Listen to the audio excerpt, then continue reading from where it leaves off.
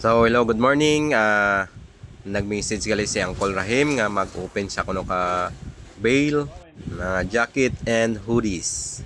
So siyempre dali-dali ta dalagan patinda sakto pag-abot ko hamo pa lang sandaga open ha. Na gurot-gurot pa lang ha. Di kay way man mga selektor di ako lang isa di video-video tanay. Hindi man gali masadya kung ako lang isa. May mga nag-aagi man nga manog nagbakal ha. Mao kami mamukad. TV lang tawon ta kung ano yung sulod niya sini ay daw paldox pala. ano dyan flying kaga. Science.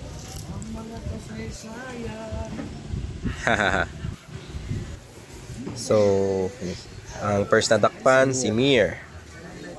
Nami ang colorway. Revolution ang sa likod. Next, orange. Si, ano dyan? Teeny Weeny. Hooded jacket man dyan. Check tanay.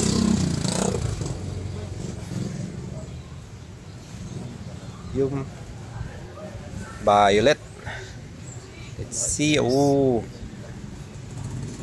The North Face. Okay, check tanay liwat. Tawantang may tags and wash tag. Let's see.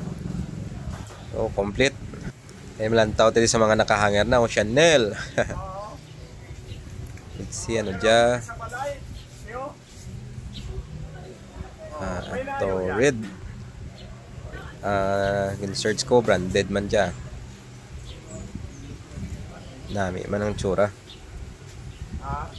Tagang colorway. So flex ko na ako mga nakuha. Hooded jacket na Jack and Jones. Ayan. Bali buttons siya, buttons up na essentials.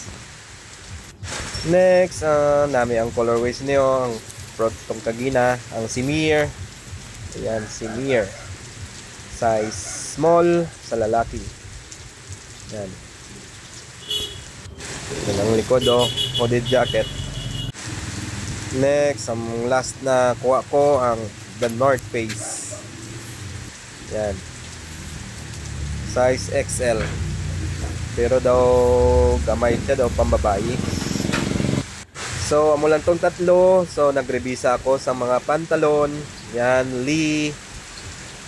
Medyo like new pa. Kaya ginkuha ko. Yan. Lee. Next, nagnami ang tsura pamporma. Guzo. Large. Yan ang likod. Guzo, Japanese brand. So kay Simanta, simple nagkuha ta sang Di Angkla. Ayan, Nautica. Yan, may sailing boat sa likod. Dami pang forma. Kaglas, amo dya ang Wrangler jeans. Yan, ang likod. Daw umbrella. So branded kaya ginkuha ta. So for now amo lang danay. Thank you again for watching. Mamba out.